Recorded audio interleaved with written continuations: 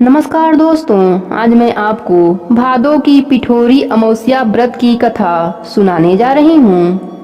भाद्रपद महीने की अमावस्या को पिठोरी अमावस्या के रूप में मनाया जाता है।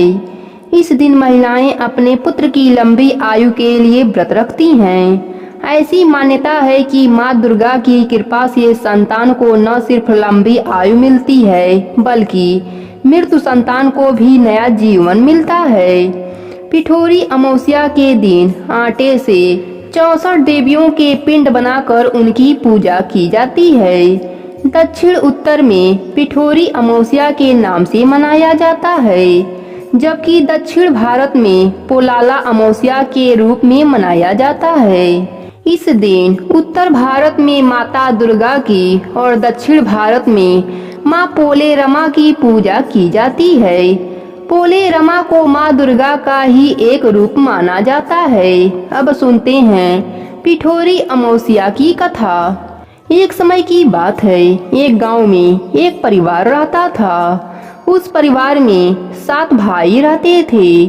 सभी के शादी विवाह हो गए, सभी के बच्चे भी हो चुके थे।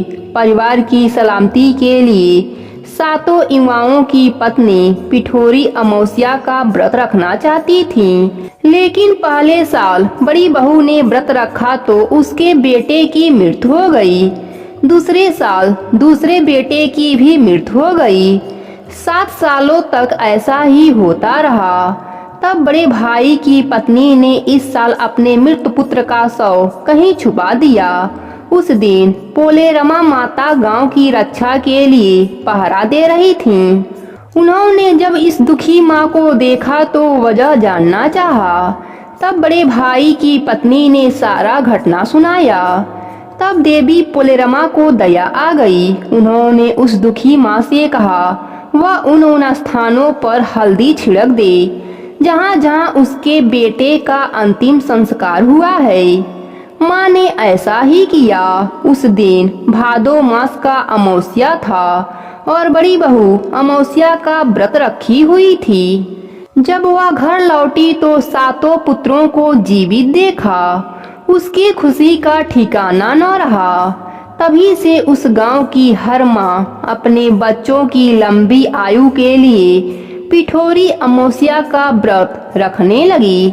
पिठोरी अमावस्या का व्रत करने और इसकी कथा सुनने से उनके बच्चों की आयु लंबी हो गई और वे सब सुखी जीवन जीने लगे।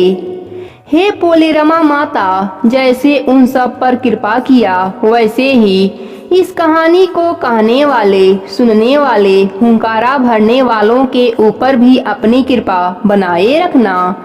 कहानी अधूरी हो तो पूरी करना, पूरी हो तो मान रखना।